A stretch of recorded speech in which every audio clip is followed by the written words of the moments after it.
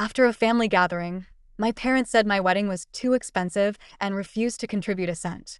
My dad snapped, "Don't come crying when he leaves you broke." My fiancé took my hand and said, "Then we'll build wealth together without you." Their faces went pale as I pulled out the Blacklist invite I'd been saving. I'm Kelly, 33, born and raised in Asheville, North Carolina. I work in graphic design, mostly branding stuff now, which means I spend way too much time thinking about fonts and color palettes. I live with my fiancé, Dorian, who is basically everything I never thought I deserved in a man. Smart, calm, honest to a fault. Also kind of a spreadsheet nerd, but I love that about him. My family? Well, that's more complicated. We were what you'd call respectable. Church-going, neat lawn, no dirty laundry kind of folks. My mom, Jolene, is one of those women who keeps a plastic cover on the couch and bakes banana bread whether you want it or not. My dad, Martin, always looks like he's 2 seconds away from a political rant. Stoic. Stern. Believer in tough love. And by tough love, I mean mostly tough, not a lot of love. Anyway, the Sunday in question was just supposed to be a nice family dinner. My mom had been on my case to come by more often. You're always busy with your wedding planning, so Dorian and I made time. We were about 2 months away from the big day at that point. We showed up with a bottle of wine and a peach cobbler from this amazing little bakery in town. Mom wrinkled her nose at the cobbler like I'd brought over a box of cigarettes. "Oh, I was going to bake one," she said, already moving it to the side of the counter like a stray flyer. "Sorry," I smiled. "Didn't mean to step on your cobbler game." Dorian gave me a side look that said, "Just let it go." I always do. That's kind of how it works with my parents. You let things go. You smile. You nod. You pretend the little jabs don't sting because if you say anything, you become too sensitive. So we sat down. My cousin Meryl was there too. She's the family gossip and she owns it. Glass of wine in hand before the chicken even hit the table. She started scrolling through pictures on her phone of our wedding venue. She'd seen them on Instagram. "Oh my God, is this where the ceremony is happening? In the mountains? Looks expensive." I laughed, because it was meant as a joke. "It's beautiful, right?" "Yeah, we wanted something intimate. Outdoorsy. And yeah, it's not cheap, but we've saved up for it." "How much, if you don't mind me asking?" Meryl grinned. She always had a nose for drama. I hesitated for just half a second. "About 28,000 altogether. We're covering most of it." Silence. You could hear someone chewing. Dad put his fork down. Mom's jaw tensed. $28,000? Dad said like I told him we were planning a moon landing. "Yeah. I mean, we're not asking anyone to pay for it. We've saved a lot and, well, don't expect us to contribute to something that ridiculous." Mom cut in. I blinked. Dorian looked at me, eyebrows raised. "Sorry," I said. "That's a waste of money," she continued. "People are struggling, and you're throwing almost 30 grand at a party in the woods." "It's our wedding," I said, still trying to keep it civil. "And like I said, we're paying for it. I just thought, maybe you'd want to contribute something. Like a gesture. Not the full thing. A gesture." Dad barked a bitter laugh. "Here's a gesture. Don't come crying to us when he leaves you broke. That's our contribution." The words hit like a slap. Dorian's jaw clenched. He reached for my hand under the table. "If she ends up broke, it'll be because we spent it together, building something," he said, calm but clear. "Not because we blew it. And definitely not because I left her." My dad looked at him like he wanted to say something nasty but couldn't find the words fast enough. I took a deep breath, reached into my purse, and pulled out a small black envelope I'd been carrying for months. I slid it across the table. Mom picked it up. "What's this?" "An uninvitation." She stared at me. "You're uninviting us to your wedding?" I nodded. "Yes." "You're serious," Dad muttered. Dorian stood. "We should go." We walked out of that house with the weight of years falling off our backs. I didn't cry. Not then. Not until later in the car, when I realized what we'd just done. But what hurt the most wasn't the argument. It wasn't even their refusal to support us. It was the look on my mom's face, like I'd become someone she didn't recognize. Like she didn't even want to. A couple of days passed. Then the text started. "I can't believe you're being this dramatic. Your wedding shouldn't come before your family. You owe us an apology." I ignored them. So did Dorian. Then came the call from Aunt Sherry. "Callie, honey, I don't want to take sides, but they're hurting. You know, your parents aren't good with change. They're not good with respect either." She sighed. "They're just old school." "No, Sherry. They're controlling. There's a difference." She didn't argue. Just said, "I hope you reconsider." I didn't. Then came the twist I didn't see coming. I got a voicemail from a number I didn't recognize. A woman's voice trembling. "Hi, Callie. I'm Lorna. I don't know how to say this. I think we need to talk. It's about your dad. I played it twice before calling her back. She answered immediately. Callie? Oh God, I wasn't sure you'd call. I didn't mean to scare you. You didn't. What's going on? She paused. I could hear a kid in the background laughing. Cartoon sounds. I met your dad through work. I didn't know he was married at first. We were together for a while. He told me his wife passed away. Said he was raising a daughter on his own, but that she'd moved out. I felt my stomach drop. He has a son. Jules. He's 12. He's your half-brother. My mouth went dry. I leaned against the wall in my kitchen, feeling like the air had been let out of the room. I thought you should know. He's been lying to us for years. When Jules asked about his sister, I started digging. I couldn't speak. I couldn't breathe. I nodded, even though she couldn't see it. I'm sorry, Callie. I really am. I spent the next few hours pacing, crying, shaking. Dorian sat with me the whole time, holding me, asking if I wanted to confront him. I didn't. Not right away. I needed time. But that confrontation? It was coming. And when it hit, it cracked everything wide open. I didn't sleep that night. Neither did Dorian. We sat on the couch in silence mostly, the TV playing something I couldn't even register. Every time I closed my eyes, I pictured that little boy's face, Jules. A 12-year-old with no idea he had a sister. A mother who was lied to. A dad who had been living a double life while sitting across from me at every holiday dinner, carving turkey like a goddamn Norman Rockwell painting.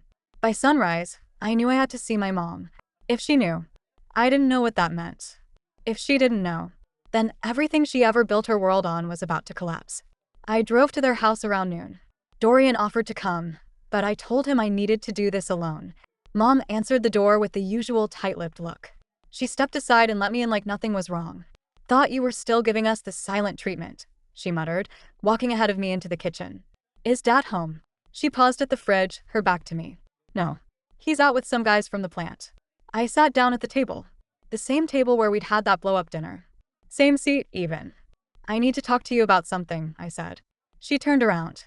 Her face had that wary look she always got when she knew she was about to hear something she didn't want to. What now? There's a woman. Lorna. I live in Raleigh. She says she was with Dad. For years. Mom's expression didn't change. Not immediately. But her eyes shifted. She says she has a son. His son. That was it. The moment it cracked. She blinked once. Then again. And then she sat down across from me hard. Like her legs gave out. I thought he was done with her, she said, her voice barely audible. My mouth opened, but no words came. You knew. I whispered. She nodded, slowly. Not about the kid. Not back then. I found out about Lorna maybe 6 years ago. He said it was over.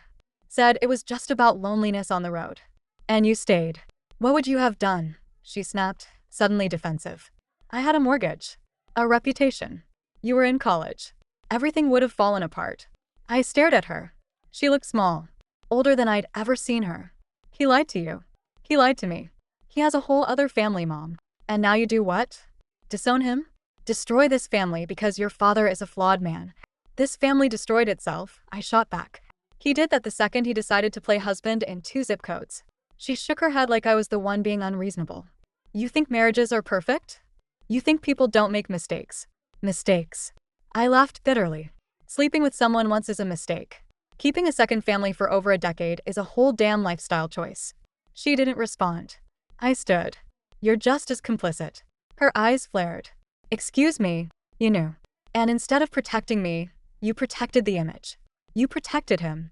Don't you dare judge me, she hissed. You think life is that black and white?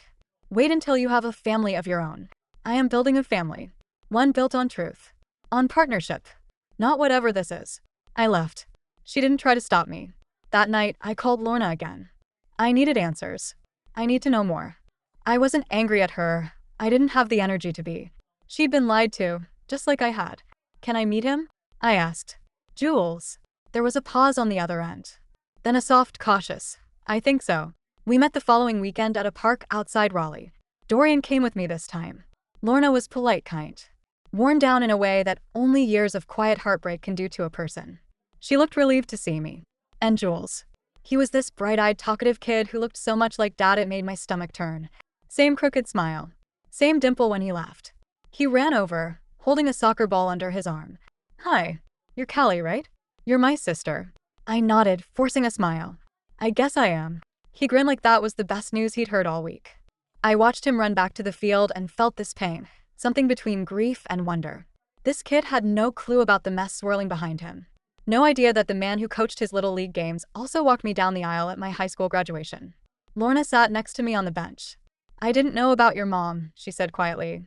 Not until recently. I believed her. She didn't seem like someone who'd sign up for a lifetime of secrets on purpose. What are you going to do? She asked. I didn't answer. Because I didn't know.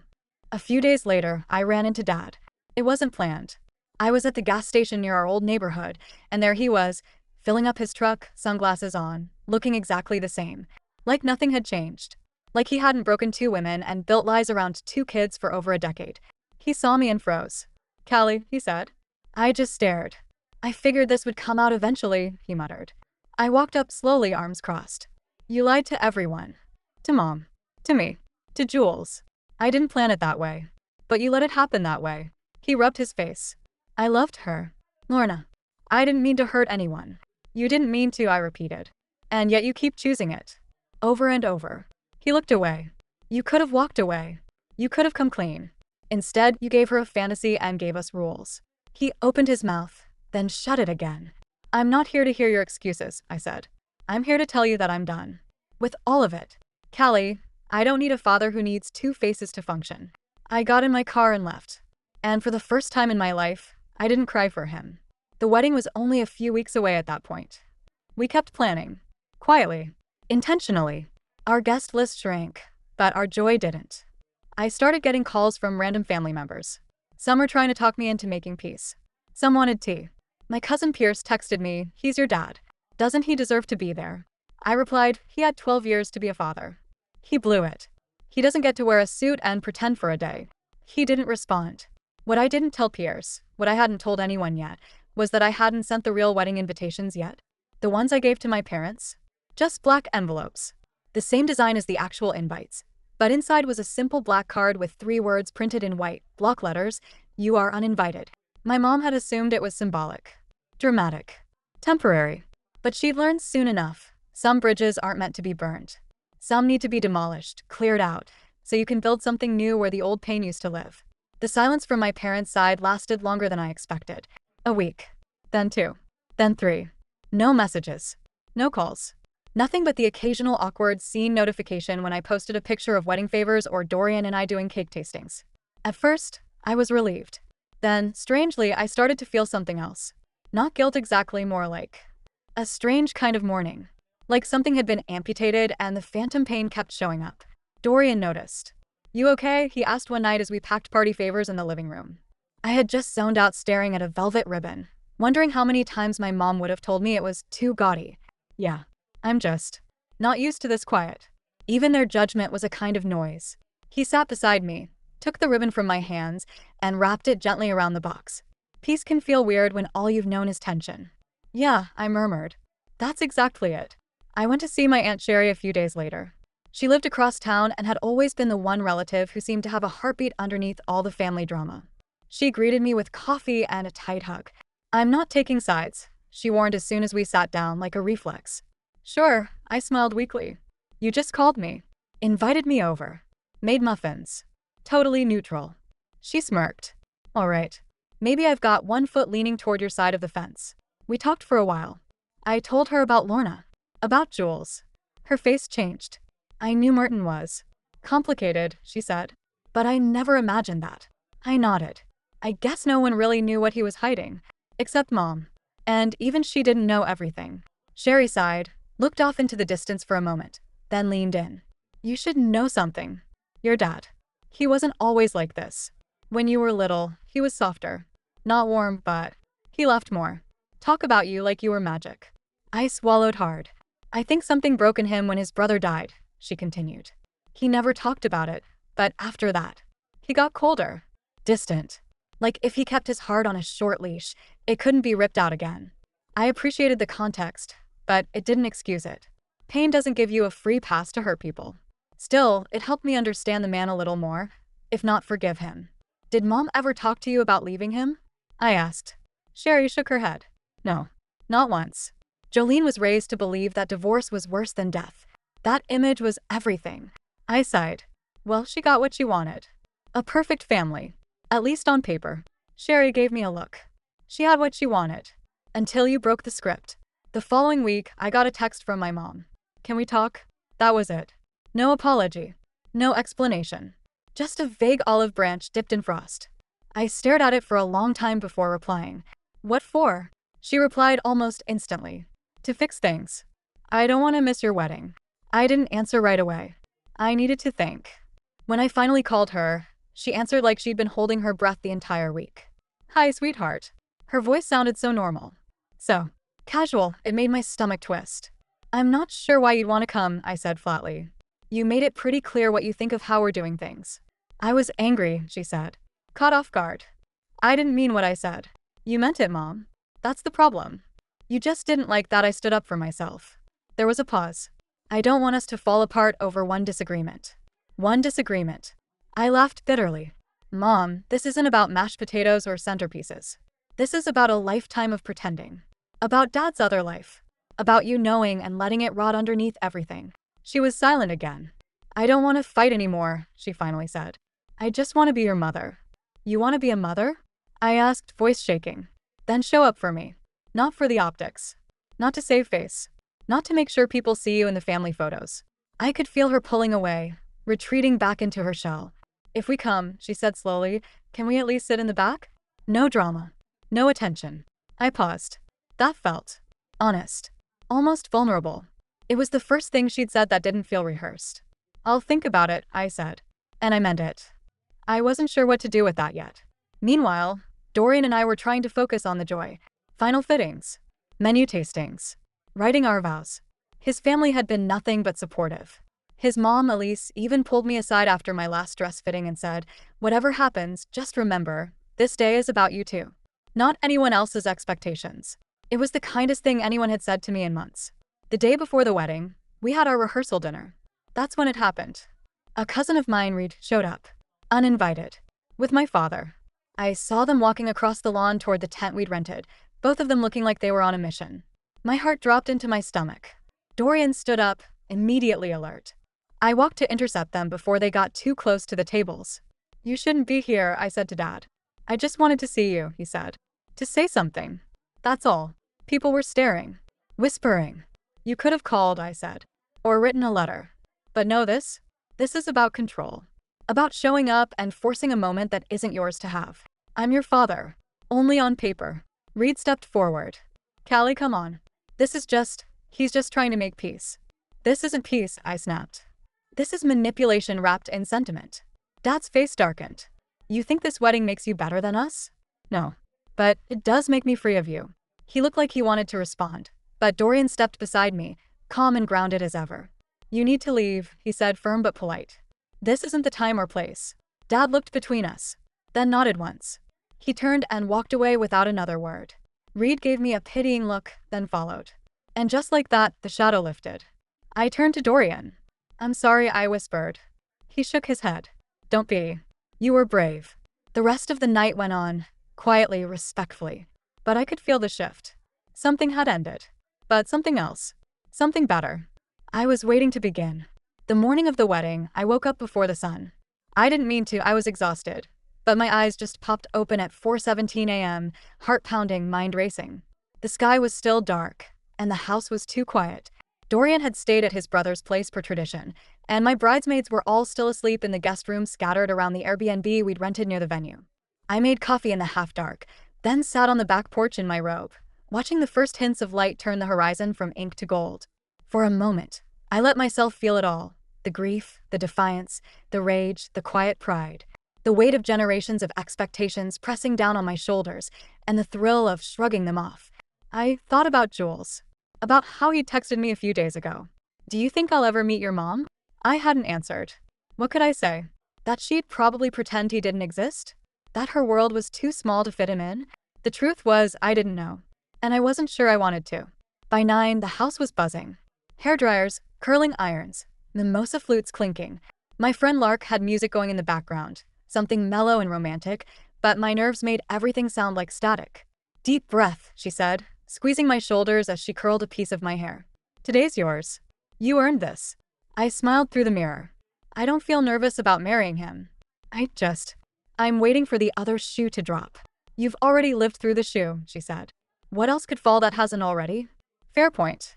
Still, I kept checking my phone, half expecting a last-minute call, a text from my mom begging me to reconsider, or some cousin announcing that dad was trying to crash the wedding again. But nothing came. Just silence. When I arrived at the venue, the weather was perfect. Late spring in the Carolinas. Warm but breezy, soft sunlight sliding through the trees. I'd chosen a garden, not a church. Partly because I wanted something open and grounded. But also because I didn't want any symbolic buildings tied to vows people break with their fingers crossed behind their backs. Dorian was already there, somewhere on the other side of the venue, getting ready with his brothers and best friend. I felt calmer knowing that. Just knowing he was near. We were hours away from the ceremony when the venue coordinator walked over, holding a clipboard and a curious look. Hi, Callie. Sorry to interrupt, but I need to ask something. Your parents. They're not on the guest list, right? My stomach clenched. No, I said carefully. They were never invited. She nodded, but I could tell something was off. Okay, she said. There was a couple here earlier asking around. Older. The man matched your father's description. Security asked them to leave. Just wanted to give you a heads up. I nodded slowly. Thanks for telling me. I should have been angry. But honestly, I just felt tired. How many times could someone prove to you they weren't going to change before you finally stopped hoping? As the final hour ticked down, I sat alone in the bridal suite, veil in my lap, bouquet beside me. That's when Lorna texted. Thinking of you today. So proud of the woman you are. Jules made you a card. Want me to send a pic? I smiled, a real one this time. Please. A minute later, my screen lit up. It was a photo of a hand-drawn card. Crayon and marker. Sloppy kid handwriting. Congrats, Callie. You're gonna be the best bride ever. I'm glad you're my sister. Dorian is lucky. Love, Jules.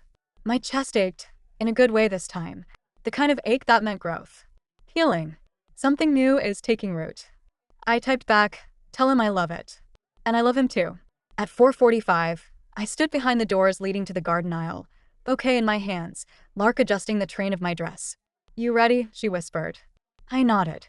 And then the music started. Soft, instrumental, nothing flashy. Just honest, clean notes floating through the breeze. As the doors opened and the guests rose, I took a step forward. And paused. There in the back row were 2 black envelopes. Just like the ones I'd mailed. Someone had left them on 2 empty chairs. I didn't need to ask who had done it. Lark's hand touched mine gently. They're just reminders, she whispered. That you chose yourself. That you didn't let them rewrite your story. I swallowed the lump in my throat. Then I walked down the aisle. Every step felt lighter than the last. Because even though the seats were filled with people who truly loved us, family we chose, friends who stood by us, I knew this wasn't about who was watching. It was about who we were becoming. And I wasn't afraid anymore. 3 months after the wedding, I received a letter. A real one, envelope, stamp, and all. No return address. I recognized the handwriting instantly. My mother. I sat with it for a long time before opening it. Dorian came in from the balcony, drying his hands on a kitchen towel. That from her. I nodded. You don't have to open it, he said. I know, I said. But I want to. Inside was a short note on thick stationery. Callie, I watched a video someone posted of your wedding. You looked happy. Radiant. I don't know if you'll ever speak to me again. I won't make excuses. But I do want you to know your father doesn't speak for me. He hasn't in a long time. I don't know how to fix what's broken between us. But if you ever decide to open a door, even a crack, I'll be on the other side. I love you. Always have. Mom, I read it 3 times. I didn't cry. I didn't feel angry. I just felt calm. It didn't undo the years. It didn't excuse anything. But it wasn't hollow either. It was the first time she'd written to me without judgment, without dressing her words in ice. I folded the letter, put it in a drawer, and walked to the living room. Dorian was folding laundry with one sock on his head like a dork. When he saw my face, he straightened. You okay? Yeah, I said. Actually, yeah. That weekend, we hosted a small dinner at our place. Lark came. Jules and Lorna too. A few friends from the wedding. People who felt like family. Midway through dessert, Lorna pulled me aside while everyone was laughing over a ridiculous story Dorian's brother told. Hey, she said. I wanted to tell you something. Oh, I teased. Is this about me burning the chicken last week? She smiled. No. It's about Jules. He's started writing letters to his dad. I blinked. Really? She nodded. Just little ones. On his own. I asked if he wanted me to send them. He said no. He just keeps them in a box. Said it helps him feel like he's saying what he never got to. My throat tightened. Wow. He said watching you stand up for yourself made him feel brave enough to do it too. I didn't know what to say. You're more of a sister to him than he's ever had, she added. I hope you know that. Later that night, when the house was quiet and the dishes were done, Dorian wrapped his arms around me from behind as I stood by the window. Remember that thing your dad said? He murmured. Don't come crying when he leaves you broke. I snorted. How could I forget? Well, he said, kissing the side of my neck. Joke's on him. We're not broke. Not in any way that counts. We stood like that for a while, silent, strong still. Because sometimes, the greatest revenge isn't slamming doors or yelling in the street. It's outgrowing the story they tried to keep you in. It's surrounding yourself with love so full, they can't hear their own bitterness echo anymore. It's building wealth together, not just money, but peace, truth, and chosen family. It's pulling out that blacklist invite and letting it speak louder than any argument ever could. And most of all, it's living. Fully. Freely. Unapologetically. Because in the end, that's what they never saw coming. And that's what they'll never be part of.